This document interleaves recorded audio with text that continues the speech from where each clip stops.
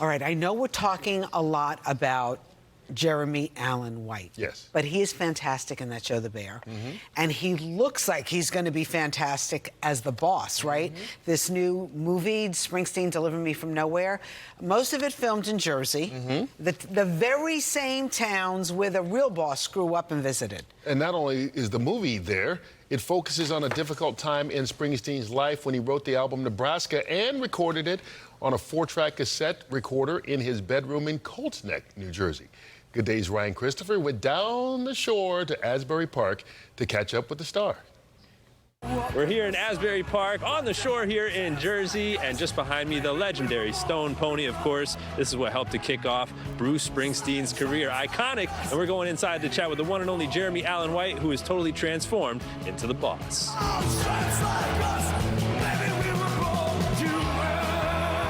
Jeremy Allen White, you crushed it. You became Bruce Springsteen. After like 2 minutes of watching the movie, I'm like, this isn't Jeremy Allen White, this is the boss. Oh, that's very kind. One way that you're able to connect is to be in the room where it all happened, right here, the Stone Pony. This is legendary. You have the Asbury Park carousel, which I know you guys had to actually bring in a carousel. That's right. My cousin lives down the street, so she was creeping on you the whole time. Oh, wow, no Just way. saying, shout out to cousin Sharon. Nice. But she said that she saw you on set with Bruce and that he was actually there with you for much of that. So what was that experience like, being able to retell such an intimate moment in time in his life with a music legend just behind you and sort of watching you recreate that?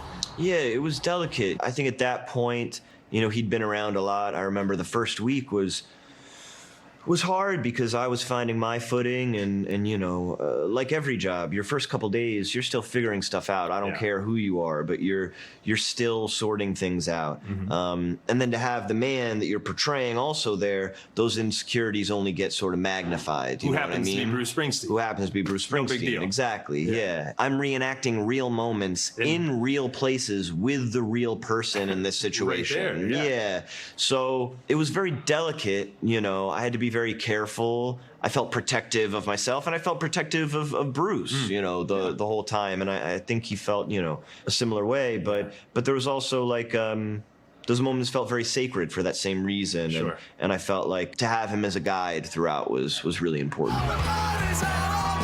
I was going to ask, because you had to learn to play guitar, how to sing for this movie, and not only how to sing like Bruce Springsteen, which is a very specific, growly, difficult voice to encapsulate. So when you were recording on that 4-track recorder for the film, did you kind of connect with him, and did that process help you just in learning guitar? Like, did you relate to Bruce and what he was going through in that time in his life? Yeah, absolutely. Just like a very good script, you know, when you read a great script and you perform a great script, it's very easy to be honest. It's very easy to do a good job. And I found with Bruce's writing, the same thing, you know. As I started singing, trying to make sense of it for myself, it became a lot easier. And then sounding like Bruce or trying to find his tone or rasp, all that stuff then came later. But first was just, how can I connect to this music for myself? I remember where I found my confidence, you know, and that was, we went down to Nashville, me and Scott Cooper, the director, and our music supervisor, Dave Cobb.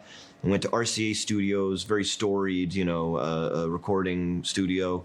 And we recorded the majority of the album of Nebraska there. I had this shared experience now with Bruce. You know, I didn't write these words, but I'm repeating these words over and over again. We're singing the same words. I'm alone in a recording studio. And I felt very close to him during that time. Songwriting's a funny thing. It's about searching for something. And this is such a Jersey movie. I mean, I haven't seen so many diners in a movie, for one. A shout out to Action Park, a radio commercial to Action Park. I know you're a Brooklyn boy. I mean, you know how legendary Bruce Springsteen is, but when you talk to people from New Jersey, from New York, it's next level. So how did you connect with his music growing up? Yeah, I mean, you know, there was never a time, I can't remember a time where I didn't know the name Bruce Springsteen. I can't remember a time I didn't know at least his kind of like radio jukebox hits. I can't remember a time I didn't know what he looked like. You know, he's been a part of the fabric of, you know, the Northeast, let's say, you know, for a very long time. So I've always been familiar. I know how much he means to New Jersey. When I signed on to do this, and now that it's coming out, I've never met so many people from New Jersey. It turns out everybody's from New Jersey. If I go to an airport or if I go to a sporting event or wherever I'm going, there's a lot of people from New Jersey. It's Jersey, baby. And yeah, they're all very excited for the movie, which makes me glad.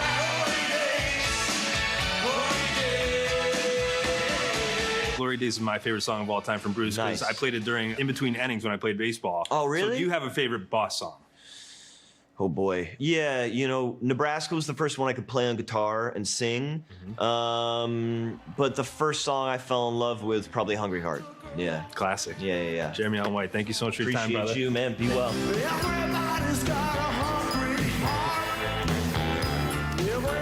So stay tuned as that film is coming out October 24th. And our stagehand Andre just handed me this Bruce Springsteen album. Like It's his personal vinyl. It's just chilling in the back. Andre, what's the deal here? Well, it also looks like it's original. I mean, this is I know. not like he went and bought it 20 years later, No, or maybe he did, but... this is the real deal. Here, guys. Can I see if it's scratched? Well, don't mess it up. Okay. No, I'm talking both of you. hey, He's kept that all this me time. too? It applies to me too. Well, the thing is, when you listen to Jeremy Allen White there, he's got the rhythm of Springsteen's speech pattern, everything. Yeah. And that's what was really interesting about it. He was talking about how first he had to really figure out, oh, look at that beauty right there. That's old school. That's probably worth something. No fingerprints. Especially now that you touched it. Oh my, this is pristine. Did he ever play this? That's what I wondered. Andre, you ever play this?